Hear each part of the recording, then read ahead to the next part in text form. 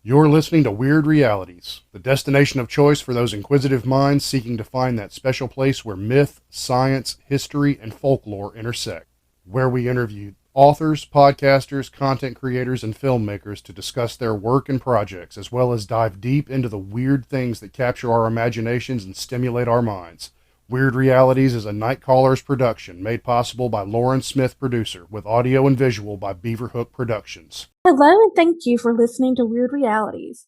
This is Hadley Thorne, and on behalf of Shay Tully and myself, I'd like to thank Finley Jones for hosting today's Wyrd Ink session, and also to give a hearty welcome to Weird Realities' newest panel host, Miss Morgana Calder. Morgana is a researcher of the occult, psychic phenomena, and ancient civilizations, and she's going to be helping us out as we dive into these deep mysteries. Now be sure to show these ladies and today's guests some love by liking, commenting, and following our podcast. Now let's go join Finley as she starts today's session. Thanks, guys. Hello and welcome to Weird Realities. This is Finley Jones filling in for Hadley Thorne. I'm happy to introduce you to Fortean and Esoteric researcher Anthony Tyler, the author of Dive Manual, Empirical Investigations of Mysticism. Welcome to Weird Realities. And thank you very kindly for having me on. It's a pleasure to be here. Good. I just want to give a short bio to our listeners. A journalist and author from Anchorage, Alaska, Anthony Tyler aims to twist the knife in both phony New Age ideals and scientific materialism by drawing attention to the rich heritage of esoteric science throughout history. Far from being Satanist, the esoteric, i.e. occultism and comparative religion, marks the beginning of mathematics, astronomy, psychology, medicine, and even politics. Esoteric science represents a cache of little-known knowledge detailing how to decipher the human's unconscious mind. And the unconscious mind is essentially everything that the human mind is not considering at any given moment.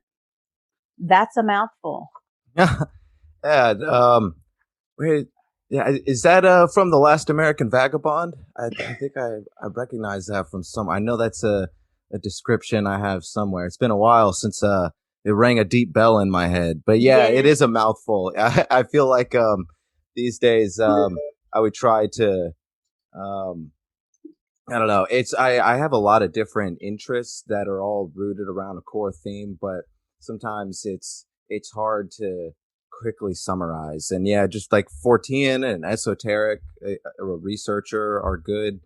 That's kind of what I say, but sometimes people don't even know those words. So sometimes I just say I research unexplainable phenomena, like across the board, really. I dabble in a little bit of it all. So yeah, I had to tell Morgana before you came on that I had to look up some of these words because I did not know them. In fact, one of your reviews, Justin Otto, on your webpage said that your read was not for the uninitiated or the casual reader. And I went, oh my gosh, I'm such a casual reader. Well, I suppose that is a little interpretive what uninitiated or casual are, but I think because I don't want to steer anybody away from it, but it is something that you have to be already interested in. Like the subject matter isn't for everybody. Not everyone is interested in the unexplainable in general. So you got to really, and also it's easy to just toss around words and ideas, but like a big bone of the book and my research in general is trying to sift through just like some of the terms people toss around and find where they come from and what they really mean, and what separate the woo from the from what the data can show us. So it's yeah, I mean, like if you're into that stuff, I've gotten good reviews, and like the subject matter, just in terms of what I research in general, I wouldn't research it if I didn't find it fascinating. It is very fascinating. Yeah, I appreciate that. But yeah, it's not for everybody, generally. So you have to you have to be into it. Most definitely. There's a lot that was very interesting. Specifically for me, the sleep paralysis. Yeah, that's one that I'm happy to say has caught some of the most attention, and I think it's some seriously interesting food for thought. Because it's one of the research shows it's one of the primary like roots, if you will, of a lot of this like the threshold of our everyday what you could call empirical sort of life through the senses, and this extra sensory transpersonal metaphysical imaginal thing that we got going on. It's not just one or the other. It seems that it's just to kind of dive into it here a little bit, like it's no pun intended either. It's there's like root mechanisms of the psyche and our neurobiology and things that have been with us that that we've adapted to essentially, and we tend to humanize those things in certain ways, and transfer them amongst ourselves in order to like exchange them in order to um symbolize equality, because it's really hard to actually get a grasp on what quality is really. And I mean, there's different ways you could break it down too, but quality, generally speaking, in a nutshell, is what it all really boils down to, the existentialist point of view.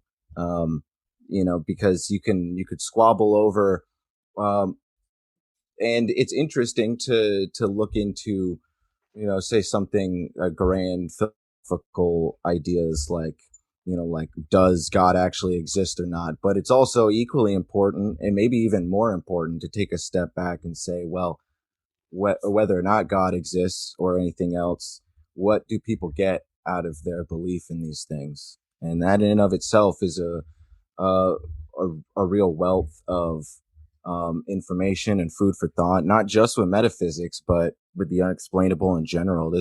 It's like an approach exemplified in the work of ufologist Jacques Vallée, and it's exemplified in the work of Carl Jung and other people. So the existentialist point of view is really, really important, and going about that in trying to verify that in practical ways, because we're never going to have all the answers, but trying to because some people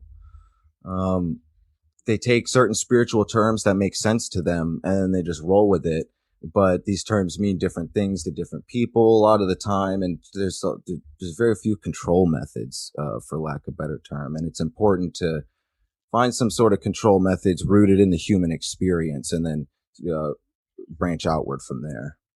Yeah.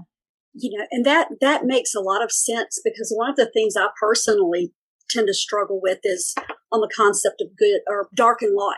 Mm-hmm. To me, dark and light don't equate with good and evil. Right. They're just different pieces of your being, and how you embrace that and interpret that. But, so many people do immediately jump to good and evil when you start speaking about dark and light. Yeah, that's a huge, huge point. Because I mean, in the long run,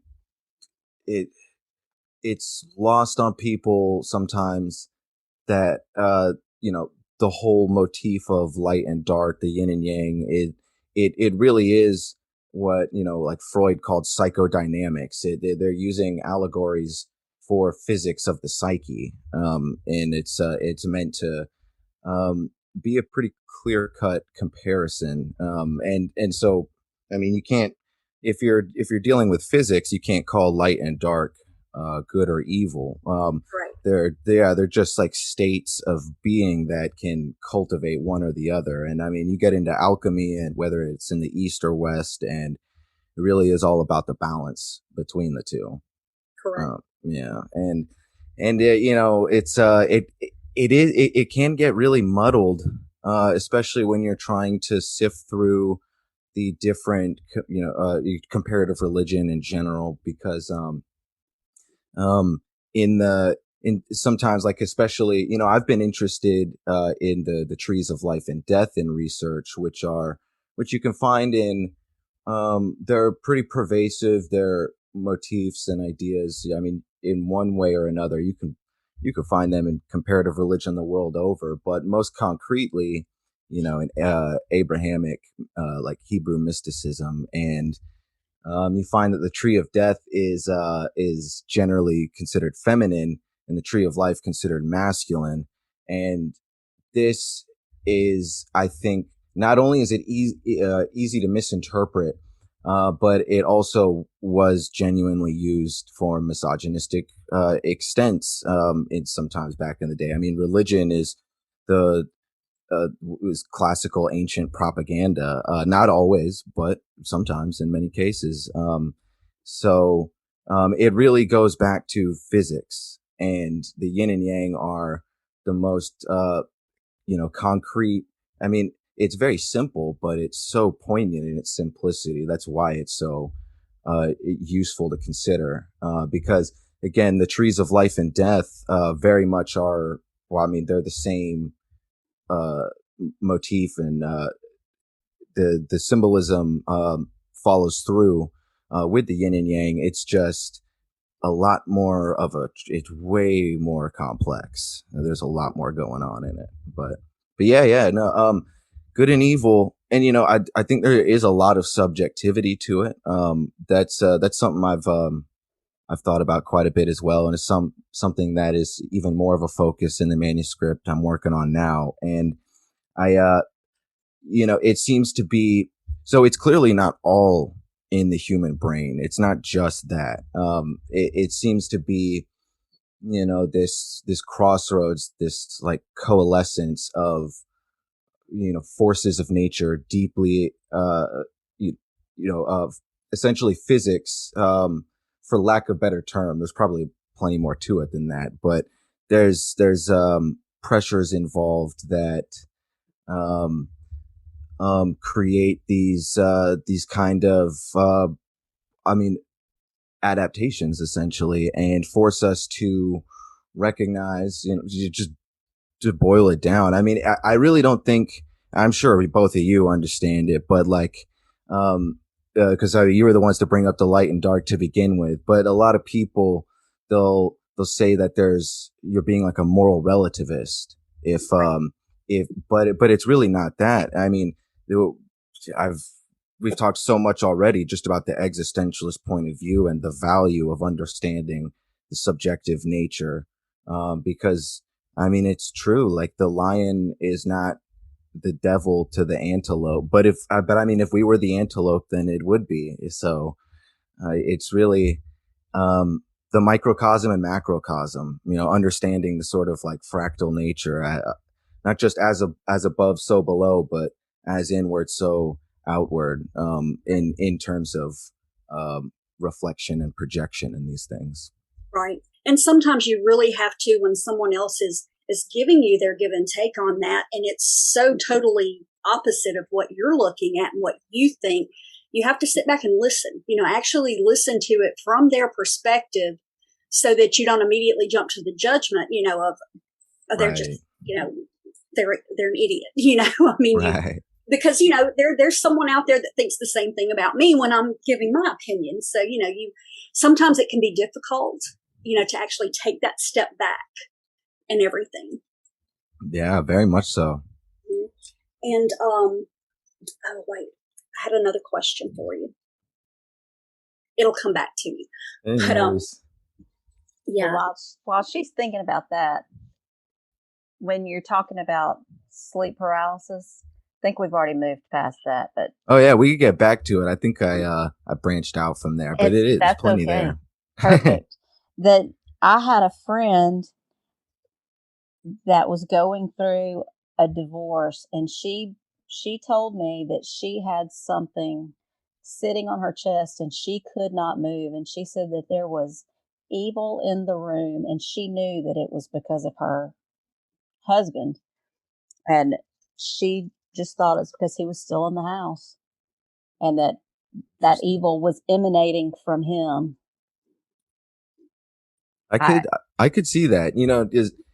There's the biggest recurring theme in sleep paralysis, and this was really the kernel that expanded a lot for me in terms of again, because this is very much a crossroads between, because there's so much medical data now with sleep paralysis, so we can see not everything, but we know a pretty large amount of what's going on, and it has to do with this psychosomatic stress, and basically your nervous system and your engagement with your nervous system, and how that is affecting your circadian rhythms and your sleep processes. And there's a lot of it boils down to stress and tension, and what you could say trauma in one form or another, but trauma in the broadest sense. It doesn't have to be a deeply horrific life experience, although it often is, but it can just be those patterns that are slowly, just a brick in the wall each day with, things like anxiety or depression or agoraphobia or the like. And it spills over at some point. And these things can manifest in different ways, especially with different people. Like for me, I did have two sleep paralysis events as a kid. And I knew I had that. I was really young though, so it kind of worked out in my favor because it was weird, and I kind of felt like there was something in the room, but I was sleeping in bed with my parents, so I was just focused on like waking them up, so it wasn't too bad. But in some of my worst states, I've had like really impactful, powerful, and frustrating dreams, recurring dreams that were very existential for me. And it really is the same thing in the long run. At its core element, it's the body, or it's this psychosomatic process of when our regular life is not fulfilling certain requirements.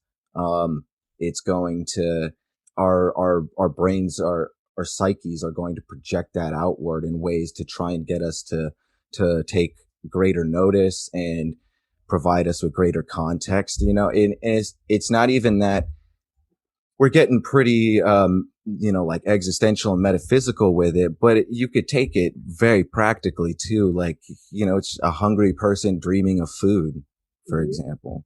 So yeah, and that's a very eerie feeling. I've only had it affect me once in my late teens, early 20s, and it stays with me because of just the fact that, like I said, that feeling of something pressing down on you, and just you can't breathe. I mean, and like I said, even when you like come out of it, if you don't come out of it completely and it pulls you back under, and like I said, it's just this, you're fighting yourself, you're fighting whatever it is that your brain is interpreting it as.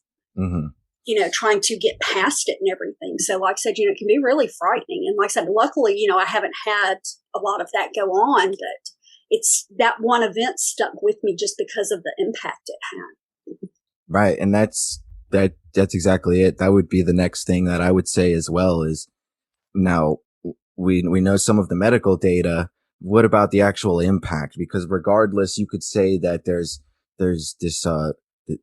this process unfolding with tension and whatnot, but like I'm in just as like an observer, different Facebook groups that talk about sleep paralysis, and I've talked to a lot of people in person as well, but that have said equally incredible things essentially. But especially in these Facebook groups, I mean, I'm sure that there's exaggeration in things, and it's all anecdotal, but regardless, what you can say for sure is that one way or another, sleep paralysis is, and really always has been, a core piece of this conversation of what you would call demonology. And there's all sorts of, when you look into when you sift through all of the woo and hearsay, and you get into more of the documented possession cases, for example, there's a lot of sleep paralysis involved in there too.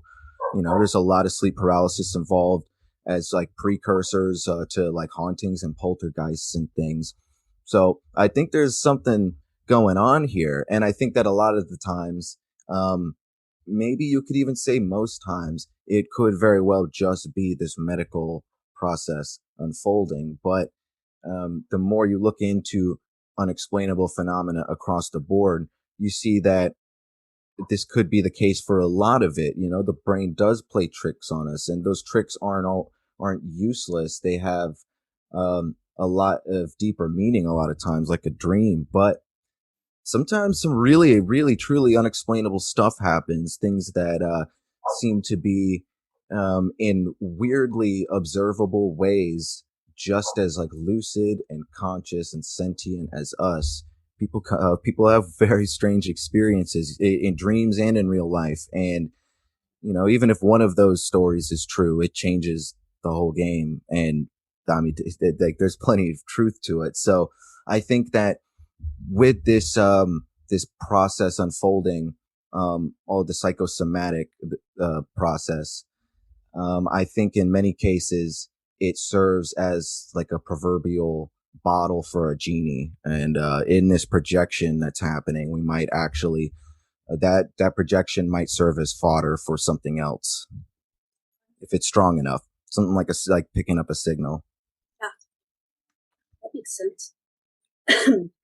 So, because you have to with demonology, the real issue is trying to figure out where the medical diagnoses end and the unexplainable phenomena begin. Because you look throughout history, and demonology was essentially just the beginning of medical science, because it discussed like things like leprosy and smallpox and epilepsy, and of course sleep paralysis. And for the longest time, that was basically just the equivalent. But now, obviously, it's different, and a lot of people are, even like spiritually inclined people, are willing to just say that like demons are neurosis, essentially. Like it's, but I mean, really, that's going backwards, because you look at some of the damage that's been done when jumping to conclusions about things like demonology. We really have to be careful and give the medical data all of its due. But again, that being said, there are uh, Catholic trained exorcists that are just as staunch and serious as they've ever been. And I mean, there's current literature about it, and these things are just as I'm not saying they happen all the time, but they're just as prevalent in the collective psyche as they've ever been. And you can't, if you really, really want to, I don't know, keep an open mind and look at all of the data, you have to admit that something strange happens sometimes. Absolutely. Because, I mean, you can't go from one extreme to the other. I agree with you. It does kind of make us go backwards a little bit. But there are so many things out there that science can explain. Mm-hmm. I mean, like I said, most of it, absolutely. But like there's always going to be that's outside of that realm.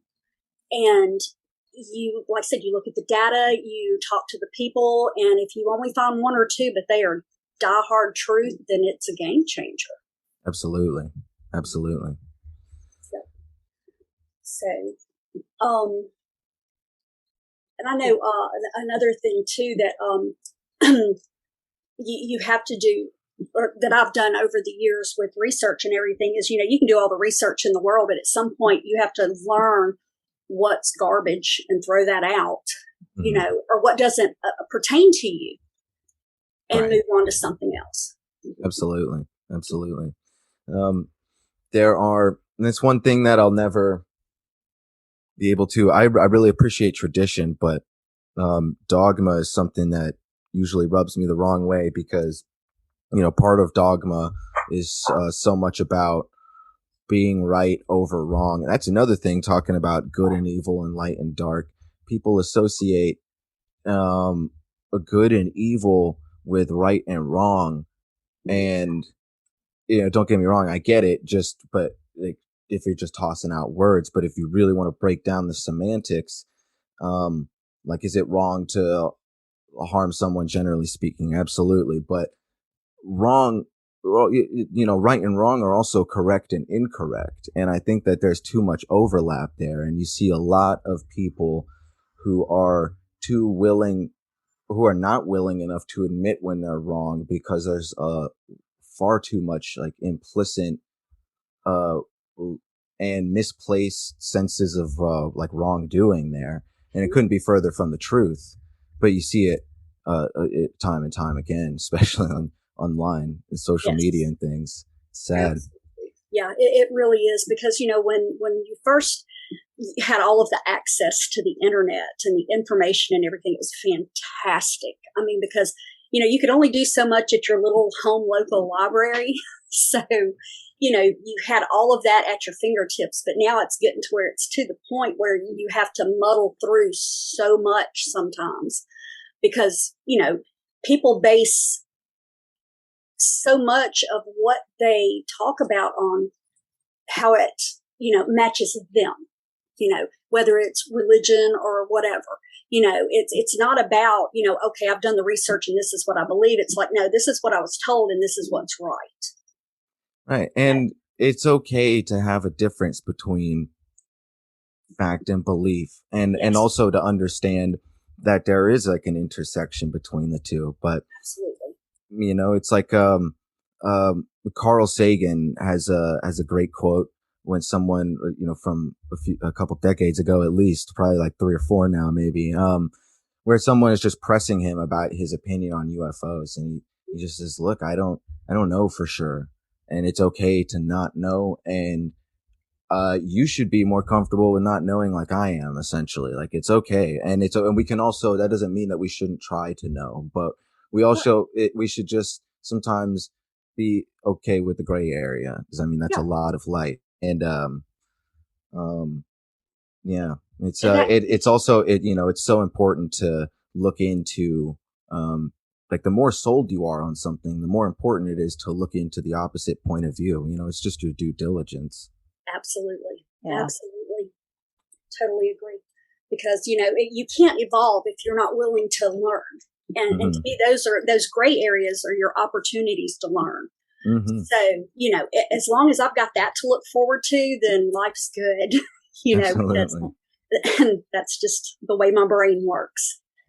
I may not like everything I find out, but I'm always better for having found it out. I completely agree with that. Mhm. Yeah. So I have downloaded your book because I'm going to have some time next week to sit down and read it, just from the expert excerpts and everything I've found on your website. So it's very much got me intrigued. Excellent. Yeah, Thank because you. it's I think I had 2 or 3 chapters that I've read over, and there are gaps. So I'm like, now I've got to go read the whole thing so I can tie it all together. So I do see, that some of what I was reading about Carl Jung and different ones. Was there something in particular that built up your interest in that particular philosophy? Yeah, that's a good question. Well, I was always interested in the unexplainable from an early age, in varying degrees, sometimes more or less. And eventually I got to a point, I've experienced some strange stuff. Certainly not as strange as some people, but, I've had dreams, premonitions, essentially. I can't, not that I can control it or anything. And it's been a really long time. Doesn't happen. I think it's happened like twice, and only one time was it important. But, and I've also seen, UFOs in Alaska, whether it be black budget government or whatever else. I'm not totally sold on the flesh and blood alien, but point being, I became fascinated with Carl Jung because, it's some of the only, not the only, but very much like, definitely some of the best, of the limited amount of resource that you can find that looks at spirituality from a practical, empirical point of view. Like I said, excuse me, from the beginning, the whole sentiment of the importance of the existential adaptations and maladaptations of believing in God, let us setting aside the actual existence. It's such a Jungian sentiment, and it's something that, because people get really hung up on trying to figure out the quote unquote reality of things sometimes, and instead and then they get stuck there in that one spot the whole time wrestling with that. But if you just kind of like, it's kind of like answers on a test. They say you skip it and come back to it. Like, just you skip some of the reality stuff and come back to it, and just look at it from the existentialist point of view, and it opens up a whole cornucopia, because you realize that, first off, regardless of whether or not something like a god or gods exist, their relevance in the human experience exists regardless, and is very pervasive and largely unexplainable still. Just like, you get into archetypes and memetics and the way that the psyche processes information. I mean, it all gets for all the empirical science that it is, it really doesn't explain away the metaphysics. If anything, it just gives fodder to it. Right, right, and that makes perfect sense too, because I've got a logical mind, but then I'm also totally right brained. So there's a lot of conflict there sometimes, because it's like, okay, that shouldn't be, that logically cannot be. But what if it is? What can I do? What can I look at that's going to make me see that there's a middle ground there? And if there's not one, that's fine. I'll figure that out too. Mm-hmm. But like I said, having those two different mindsets sometimes can be very conflicting. Mm-hmm. Yeah. And, I think, again, I think what we're talking about in many ways, not exclusively, but, it's kind of like dealing with like the archetypes of cognitive dissonance almost. And sometimes, yeah, you just got to be okay with, I think where the cognitive dissonance comes in is more so not in considering like two points of view. I mean, it's in not considering them. It's in trying to pretend that there isn't some sort of dissonance. And that's Absolutely. Where the feedback loop really happens. And, I really am,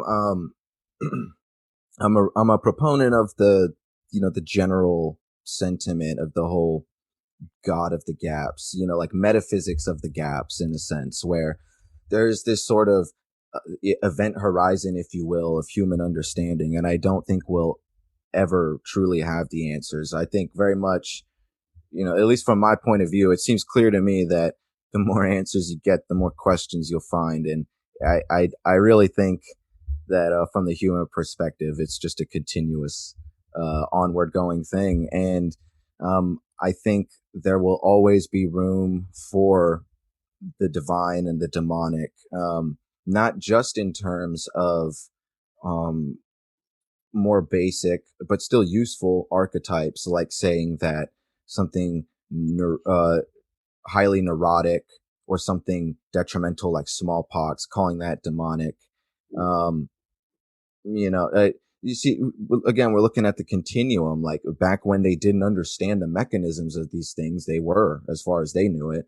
But now the continuum expands, and it's belief in many ways propels our empirical understanding and our scientific methods. And I think that when you slight one or the other, whether it be your beliefs and ideals or your empirical skepticism, for lack of a better term, again, it's the balance that always is. Right.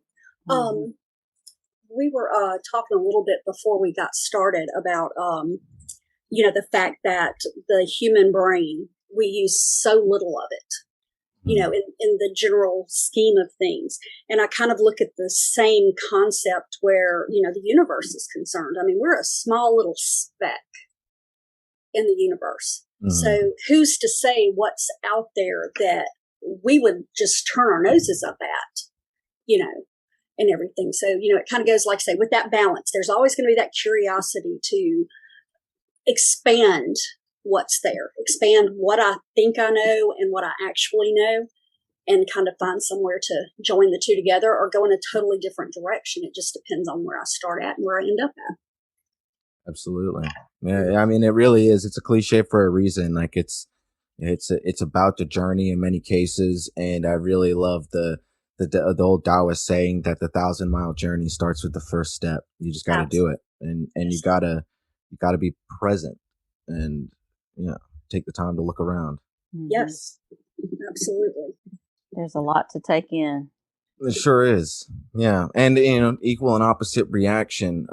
Sometimes people ask me, because I'm a pretty laid back person and I have a lot of positive interests too, but I also have macabre interests. Like I could talk about demonology for a long time. And, I like, it's, music. My music taste is a perfect example. I like heavy stuff. I like really laid back melodic stuff as well. And, again, equal and opposite reaction. Like when I hear about something like demonology or even horrific true crime, it doesn't make me feel good.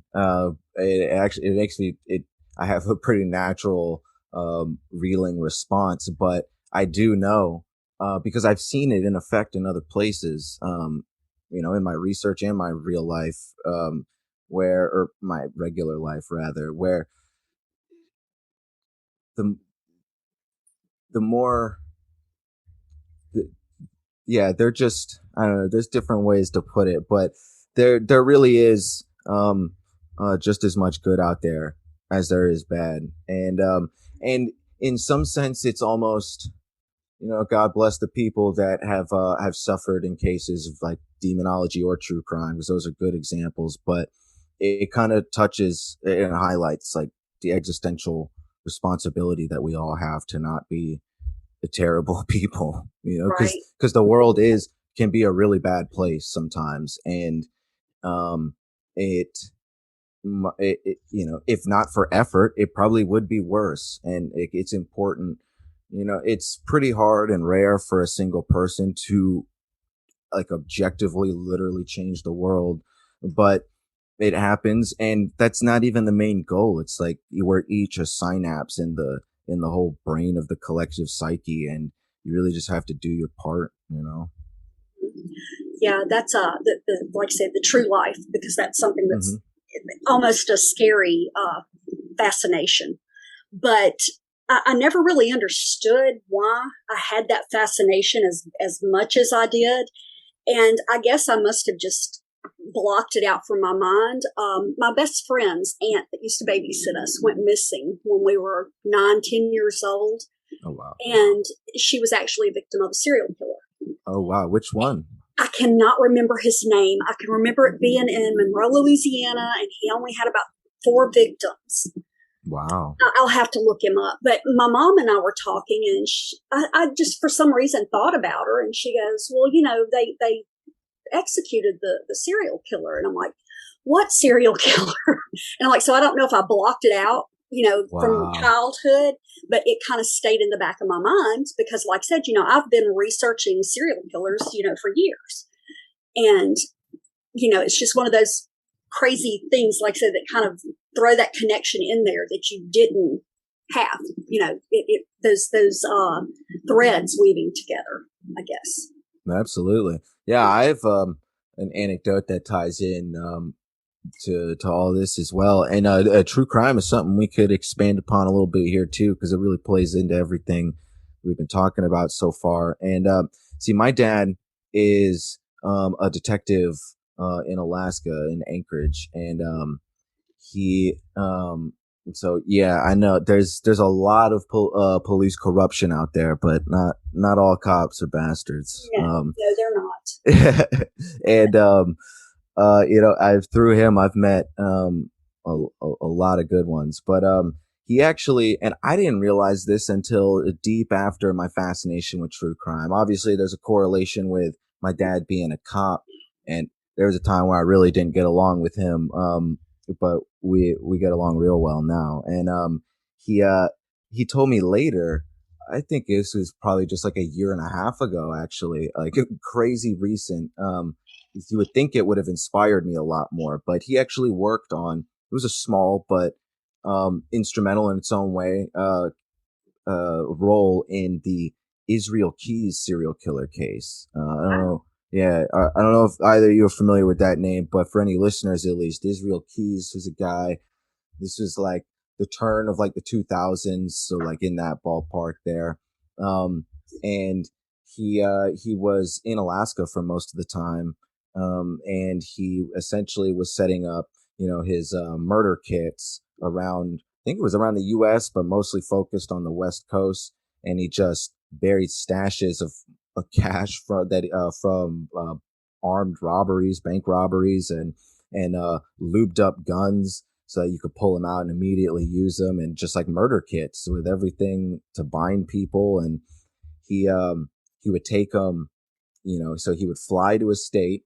He would rent a car and get his murder kit, and then drive to another state and pick somebody up, and drive to another state and kill them, and then drive to one last state and bury them. So he was hard to keep up with, but eventually he started getting sloppy, and he killed a teenager, a barista in my hometown, in Eagle River, right outside of Anchorage. She might have been in Anchorage, but I think she was actually in Eagle River. But point being, I remember like the flyers we all do growing up there of like missing Samantha Koenig, and my dad actually polygraphed her.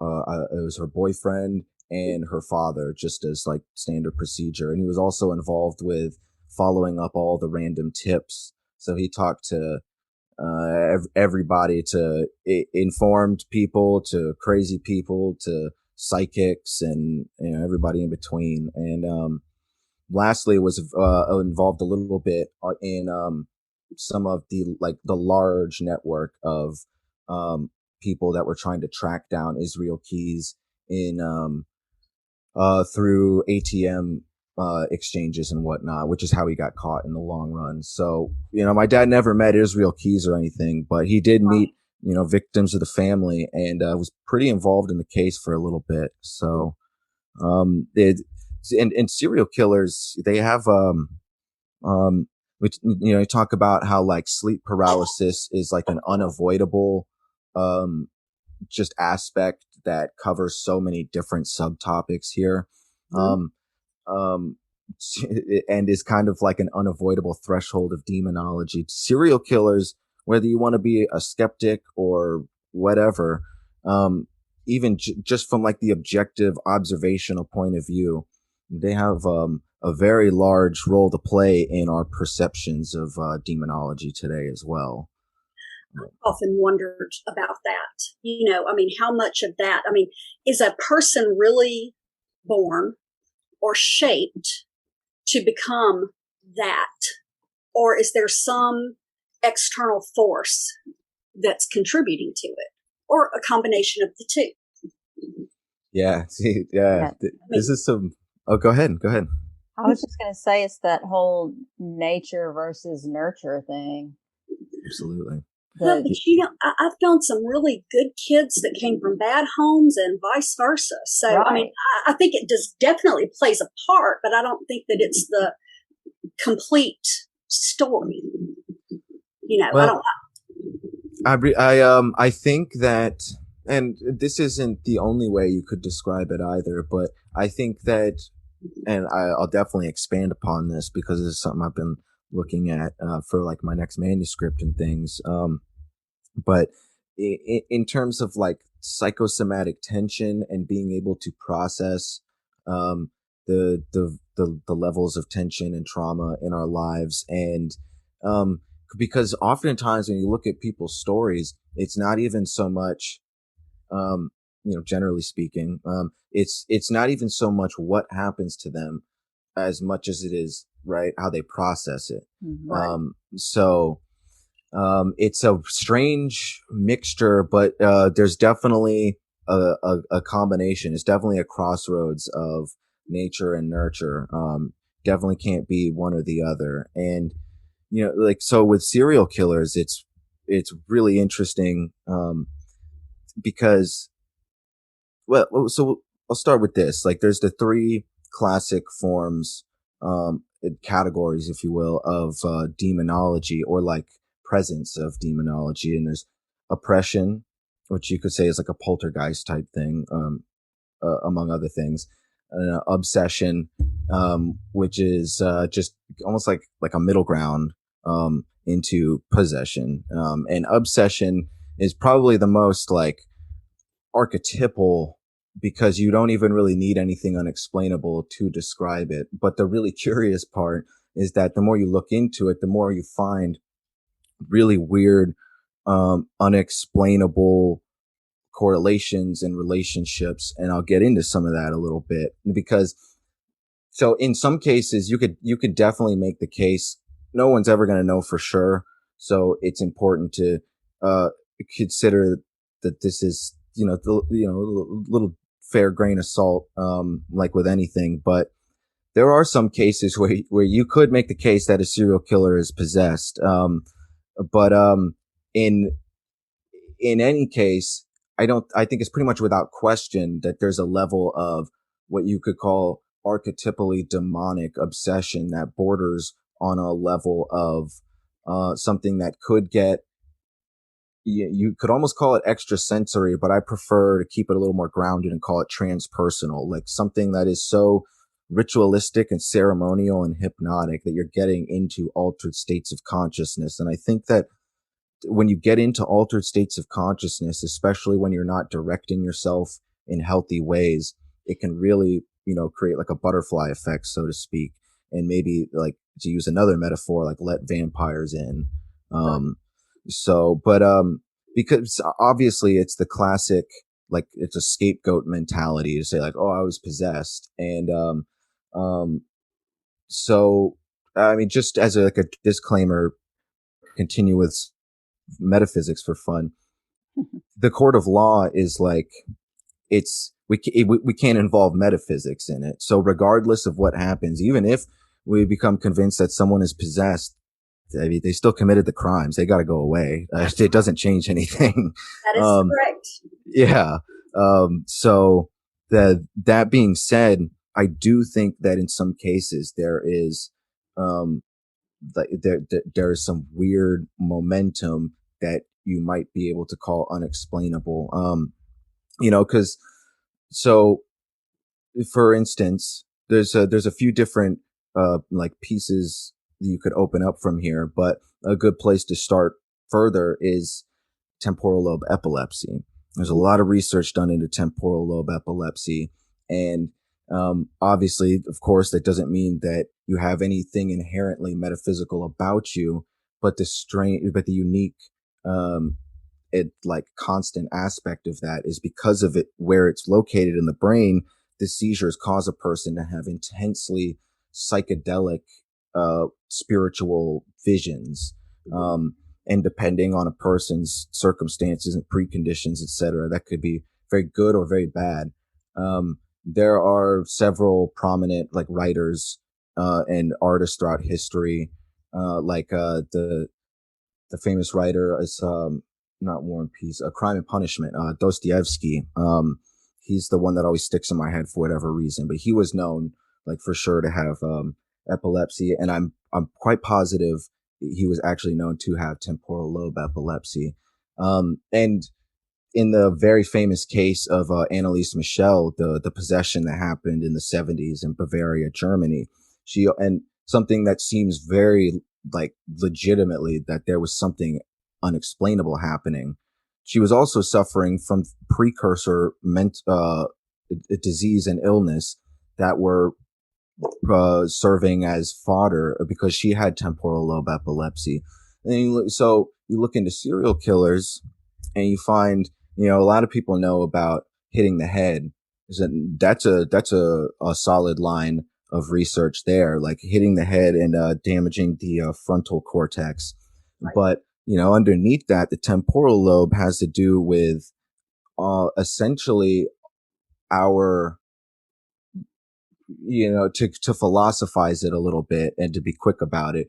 It kind of has to do with like the neurological underpinnings of our understanding of quality in many cases. And not just that, but like symbolism and like how symbols and our environment connect to our inner states of quality and things like that. So it's a very like indicative of spiritual experiences. Now, we know that certain serial killers have epilepsy, oftentimes from hitting their head, but not always. And it's hard, because there's not always like follow through data in a lot of cases as to like what kinds.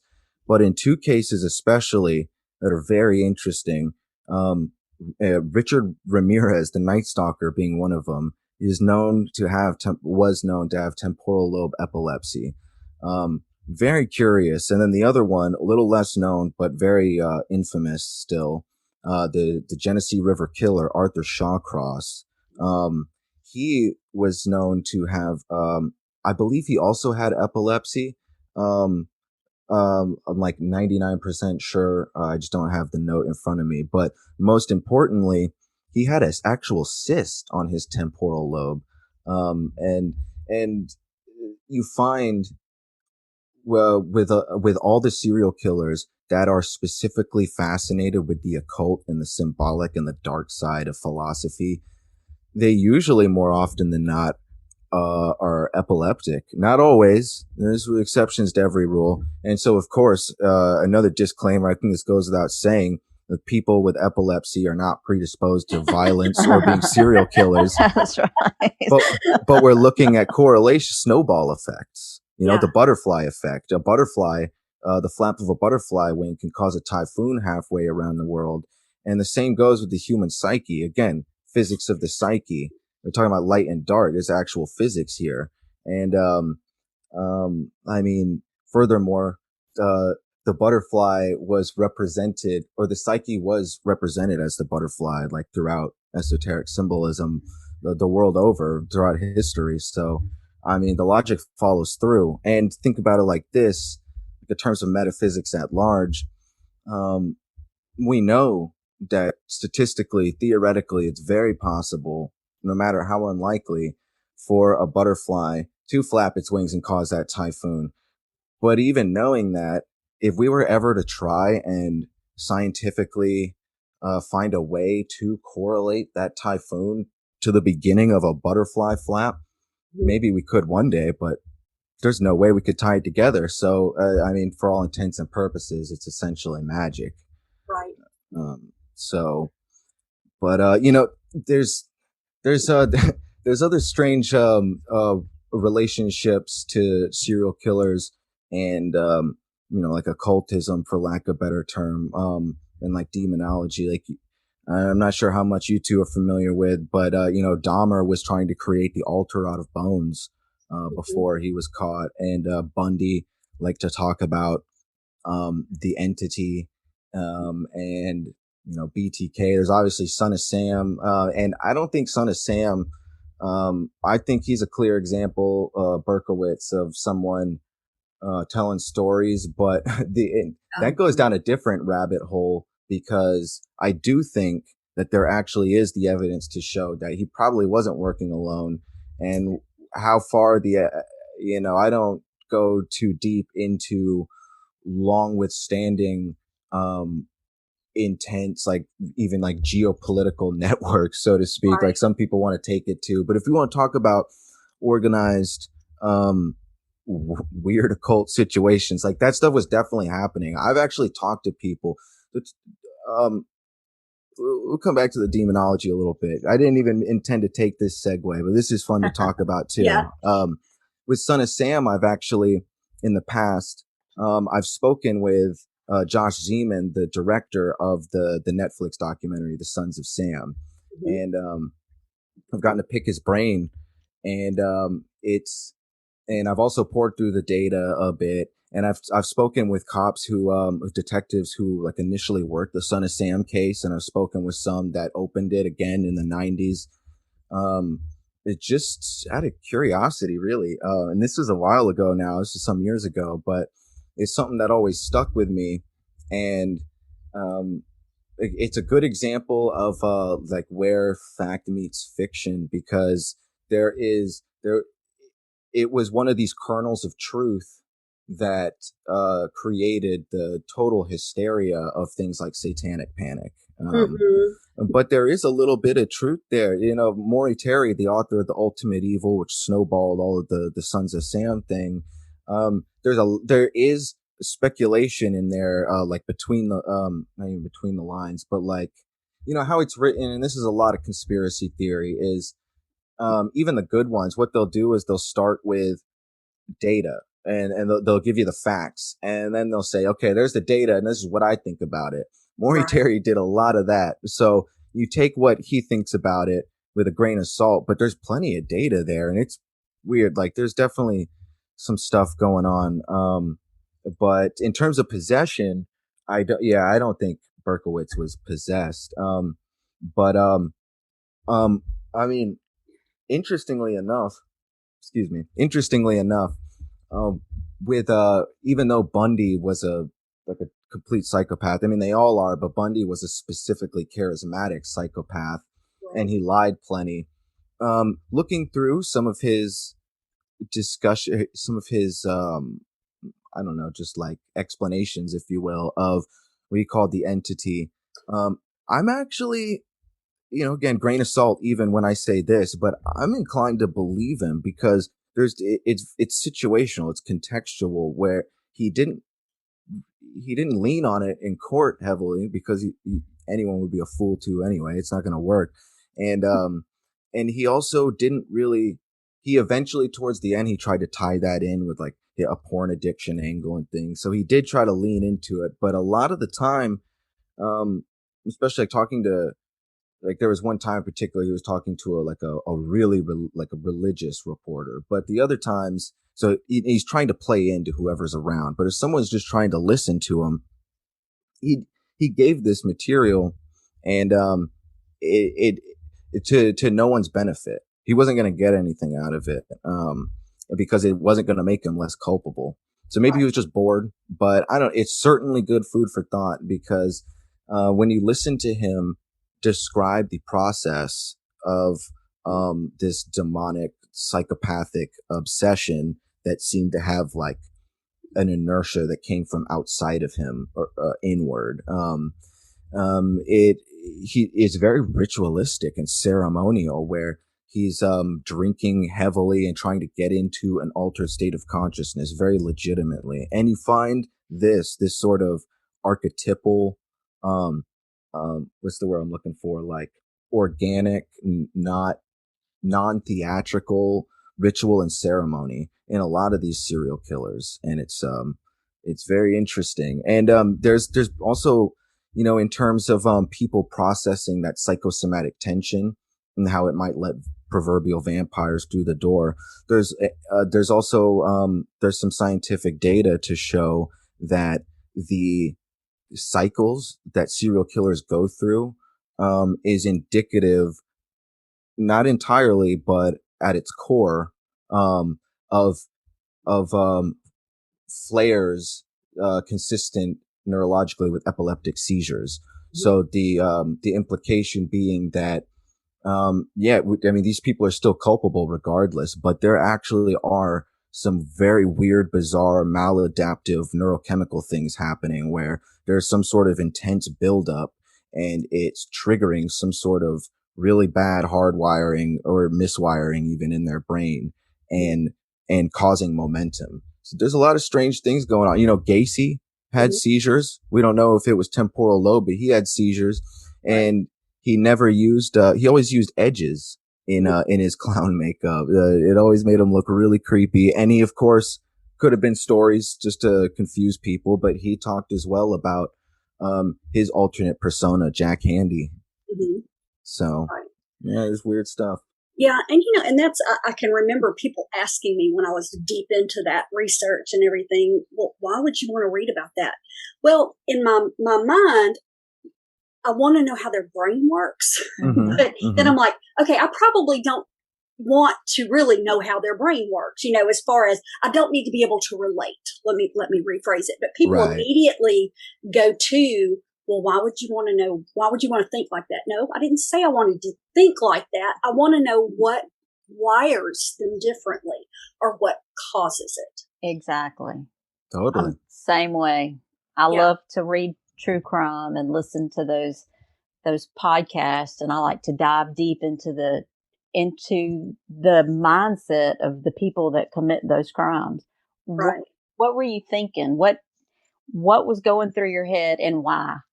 It's also genuinely useful to I don't know, for lack of a better term, to understand their predatory nature. Like, so you don't want to be victimized, and it might help to understand, if not how some of these people work, at least how they operate. It's like the the famous book, The 48 Laws of Power, written by Robert Greene. It's like a book about 48 laws of power and manipulation and how to seize that power. And some of those laws are common sense. Some of them are pretty useful, and some of them are really scummy. And but they're probably useful. And the point is, Robert Greene said many times, it's like, look, I'm not saying that you should use every single one of these laws. I'm saying that these laws are being used, and you should be aware that they're being used, and you should make sure that you don't fall prey to them. Right. And that's what this is. That's what this is largely about.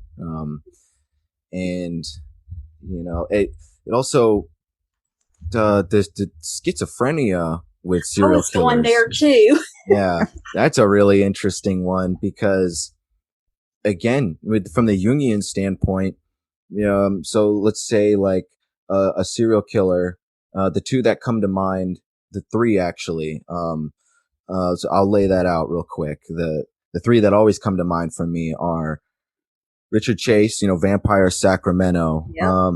and then Herbert Mullen, which was the guy killing around the same time, at the same time, in the same area as it's on the tip of my tongue. What's his name? Oh, what's his name? Big guy, Kemper. Mhm.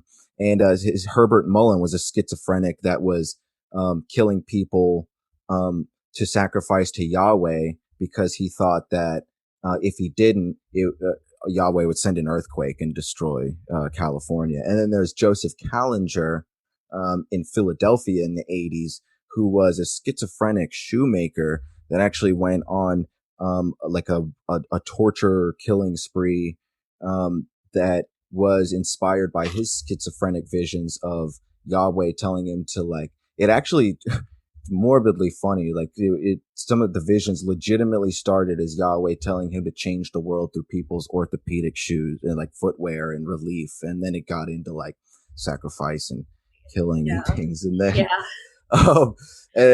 more people are familiar with Richard Chase, but he was just a guy that loved blood and thought that Right. his head was falling apart and all these different things. But he also thought that he was being monitored by UFOs that were working in relation to surviving Nazis. So there's some weird occultism in there too. But so from the Jungian sentiment, like, this is almost the hardest one to try and untangle, because this is the strongest relationship we have. It's seemingly unexplainable, but and it still is in many degrees. But we know the brain chemistry involved. We know there's a lot of imbalances, and we know that when people take medication, we can see benefits here. So there's a strong medical leaning, but this, like, again, this is why I think there's a continuum, and that there's fodder that creates fertile soil for rare cases where things can actually take on more unexplainable meanings. Because if they're having these intense visions of all this spiritual metaphysical activity, like, well, just to not mince words, what is the difference in the long Right. run? Right. Yeah.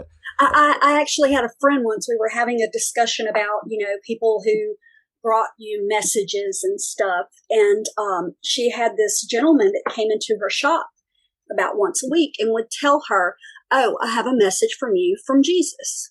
Wow. And he'd tell her what the message was. And she said, you know, for the longest time, I thought this guy's just crazy. She goes, but then I thought, who am I to say Jesus isn't talking to him? You know, and Yeah. like, okay, there you go. I mean, you know, that may be the one.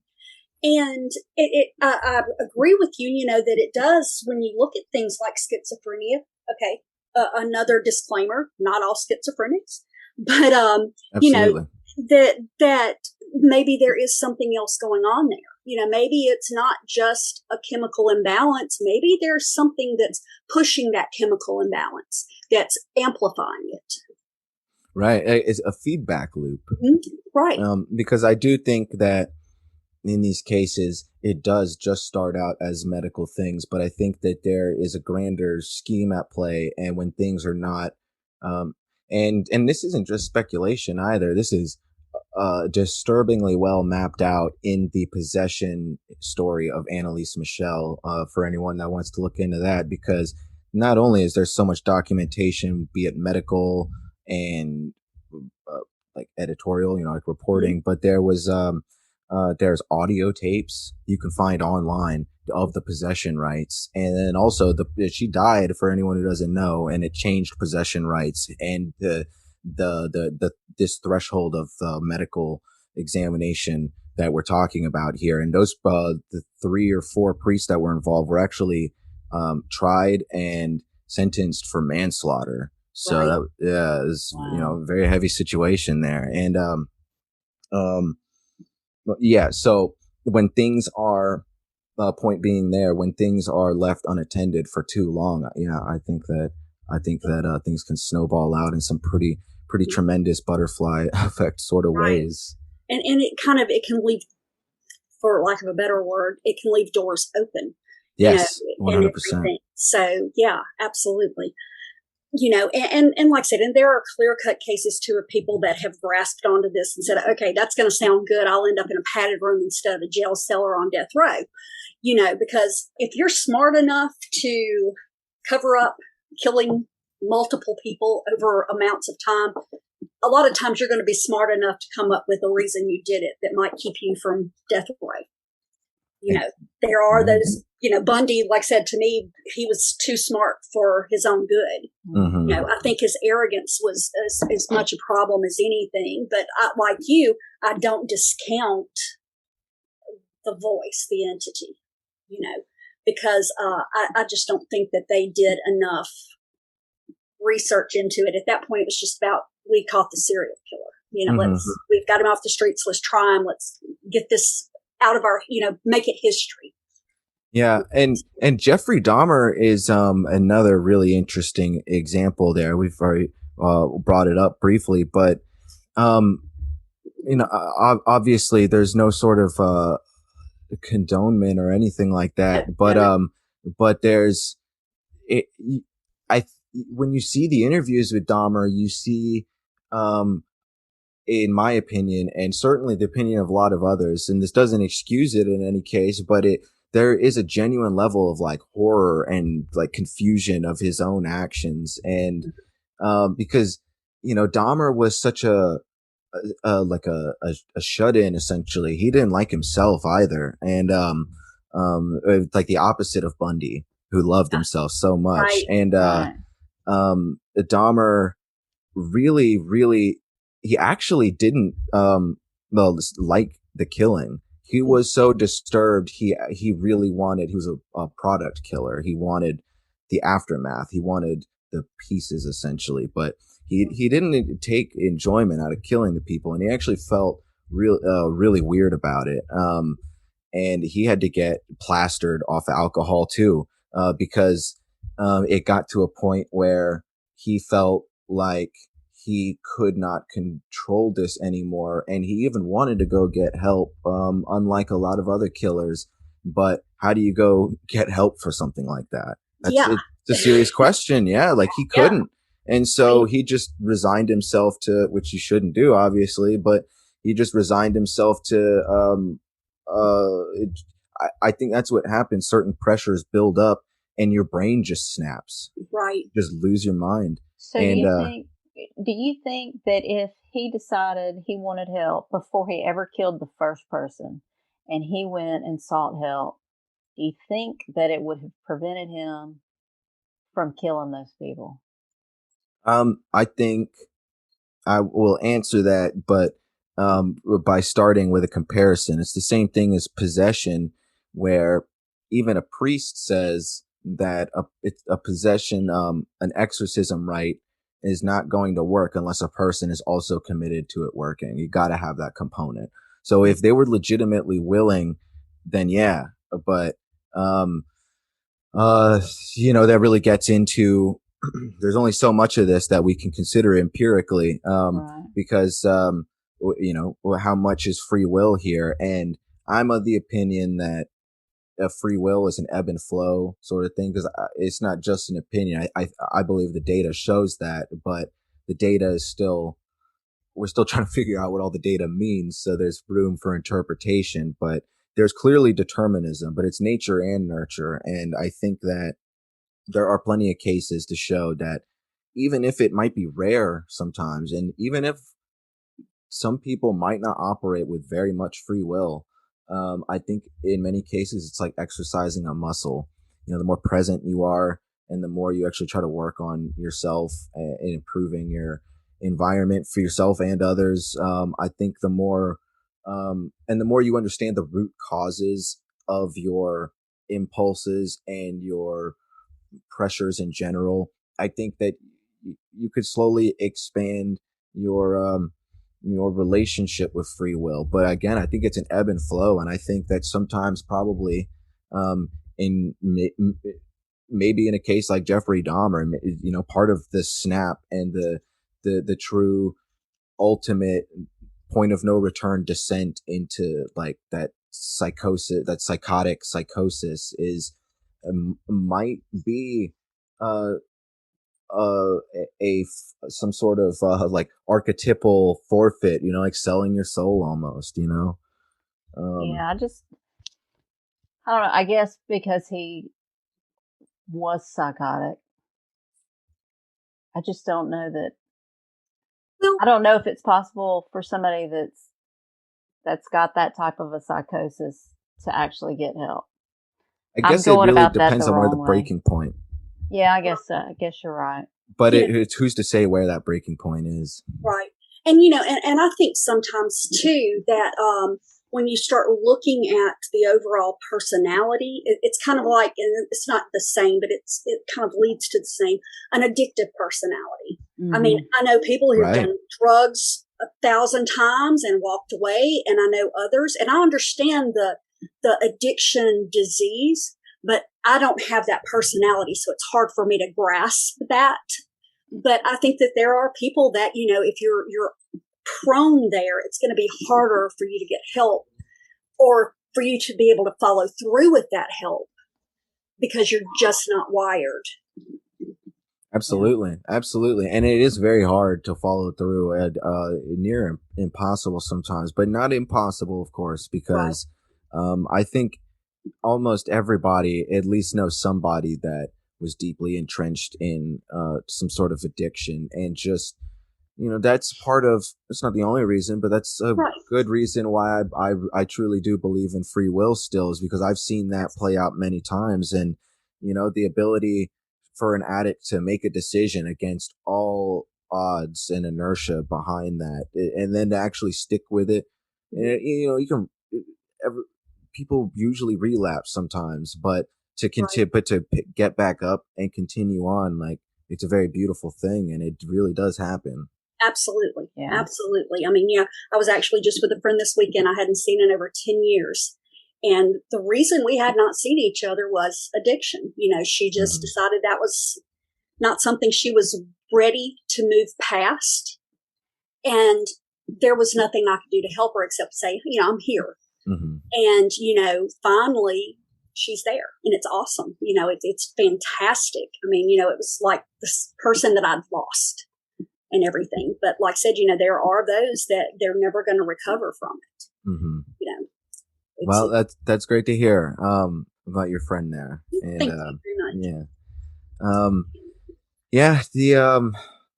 I'm trying to think. Oh yeah, there was at the very least, I remember one interesting a bit on the demonology and serial killers. And two things that I've heard before, but not often. I'm not sure how many people are really aware of it.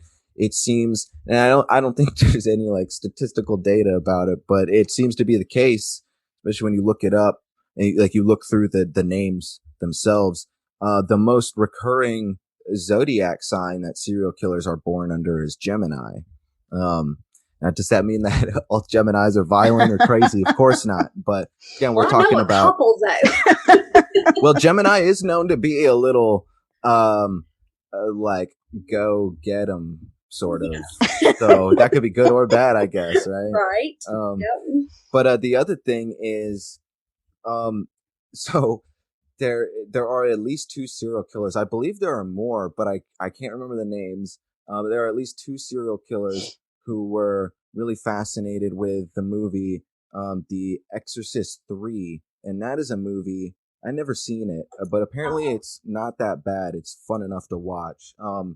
It's a movie about the like Pazuzu or whatever from the first one possessing a serial killer called the Gemini Killer, and then going around and killing people, and it's about a cop trying to solve it. And that was one of Dahmer's favorite movies, and that was also one of the favorite movies and the inspiration for this killer, Danny Rawling, to start his killing spree. And Danny Rawling is the Gainesville Ripper, who also, has his own place in this whole demonology discussion, because he helped write his own book in conjunction with someone else, and I don't buy any of this, but I think it's a Son of Sam thing where you could say that there's some weird, overt, intense obsession going on here that but in terms of legitimate possession, when someone leans into it too hard, like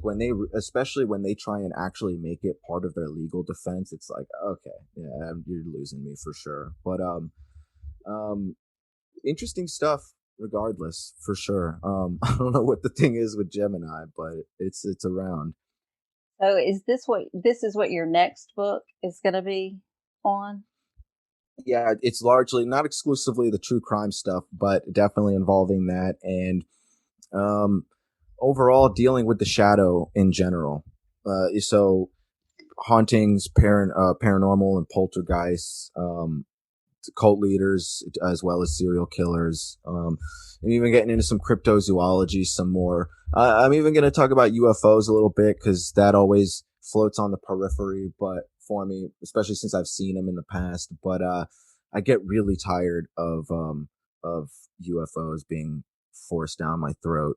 And I refuse to call them UAPs. I'm not into silly trends. No disrespect, people use terms however you like, but it seems like a weird, unnecessary update. And I just like UFO. I'm just gonna stick with it. I have not even heard of UAP. Really? Oh, it's a big push. Like every ufologist that's trying to like distinguish themselves from the kooks is saying UAP now.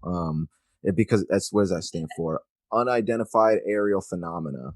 Okay. And they're like, well, it's not mincing words anymore. Like, it's not mincing words. Like, they're like, it's more direct, but like unidentified aerial phenomena, it's way more vague, and it's literally conveys the same message. Unidentified flying objects. Right. Wow. So tell me, what is cryptozoology? So that is the study of weird, unexplainable creatures that science hasn't identified yet, and it goes into and there's a bit of a split, but more often than not, there's a healthy overlap where people understand both sides. So let me dissect this a little bit, because there's some people who think that it's strictly animals, legitimate flesh and blood animals out there that science hasn't identified yet. And then there are other people who are more of the opinion that their place in folklore is probably like a strong indicator of their origins as well. And I don't mean that they're entirely false either. We've been talking about this threshold of psychosomatic tension and fodder for things potentially unexplainable. And so Bigfoot, Loch Ness monster, any hairy cryptid, as they call them, you see running around, whether it be dogmen or mothmen. Thing is, I think it's so if people are going out there looking for footprints and doing hunts, I don't think you're completely. I don't think it's completely foolhardy. But that being said, I think to consider these things as something as flesh and blood and natural to the ecosystem as any other animal is preposterous. I mean, we can't find any Bigfoot bodies. We can't find any bodies of any of these things. Or bones. Every single one of them is eaten up by scavengers. The time immemorial. It doesn't add up. And that's just the beginning of why it doesn't add up. But you could go back to the Jungian perspective. Regardless of what kind of flesh and blood is or isn't in these things, people keep seeing them and people keep getting terrified by them. And they're oftentimes very profound experiences. And that can't be discounted, So there's a difference between the objective and the subjective, and materialism just throws out the subjective and says it's meaningless. And that's just insane. Like, I think in many cases, in the same way, perhaps that a priest can show stigmata wounds, or a person being possessed can show that as well, or levitate, or perhaps even a way an abductee can come after missing time with weird, what do you call it, implants. Like there's things that that can, in my opinion, this is pretty much as speculative as I get, but I feel comfortable, at least given the food for thought, that I very much think that in cases of intense, like the outermost limits of hypnosis and altered states of consciousness, we can actually pull things out of, project things from our psyche that are as real and vivid as anything else. Not in the long term. They'll materialize. They'll go away eventually. You probably won't have any evidence, so to speak. You might have some markings left over, and that's the really crazy thing. So there's something going on here. Especially when you take into account poltergeist cases. There, people like to be skeptical about something like a poltergeist because it's been made into Hollywood movies, but there are so many cases of documented poltergeist situations, like with we have so many witnesses to, like in many cases, cops being those witnesses. So who go on record. For those who don't know, the Church Street poltergeist that happened in the 80s in St. Catharines, Canada, for like a month. This is one of the craziest stories of poltergeist I've ever come across in terms of documentation. There's a police report you can find online written by the highest ranking officer, who was a sergeant, who talked about all of the cops witnessing this boy getting slung around the room and chairs levitating. And oh my gosh. It is, he says in the report, you can see it yourself. He says, I followed through with the landlords. We looked through like any possible weird explanations for any of this phenomena in the building. And I followed through with it in other ways. And on record, the only explanation I have for this phenomena is that the little boy in this house is the subject of a poltergeist. Oh my gosh. Yeah. So it's pretty hard to throw those out the window. Mm-hmm. Yep. Wow. Yeah. Mm-hmm. There is. It's, yeah. Right so, there. And you look at all of it, this is why it's all connected to me. I think it's important to have different avenues and subtopics of research. Someone wants to be interested in Bigfoot, follow that. Aliens, follow that. Ghosts, etc. But I don't. I think that they are all stemming from a similar place initially, and it's this threshold of it's one of the openers of the Twilight Zone. It says there's there's a sixth dimension of existence, and it exists. It is the imagination. It's like the difference between what you would call imaginary and imaginal. Imaginary is like a campfire story. Imaginal is more so. It's kind of similar to the word psychic, because remember, people, psychic didn't just mean palm readers and things. Psychic originally, when the term came around, meant of the psyche. So it was meant to be a lot more practical, and it was meant to convey the scientific idea that the psyche is an actual presence. Right. And similar to a presence, like a brick or paint and a brush, you can do things with it. Like you can learn to shape it and create it and grow it. And yeah, I mean, you get a lot more hands-on with it than some people like to do or care to do. This has been great. Anthony, thank you for being with us today. Thank you very much for having me. This was a great conversation, and it was a pleasure to speak with you both. It was. And we had so many things we didn't even touch on. So I we know. really need to do it again.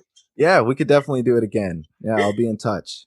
Okay, great. Sounds All right. good. Well, that's going to do it, guys. And I hope you enjoyed learning more about Anthony Tyler. If you enjoyed our program and you haven't done it already, please hit the like button, subscribe to Wyrd Realities, and turn on all notifications so you don't miss any of the content we're uploading monthly.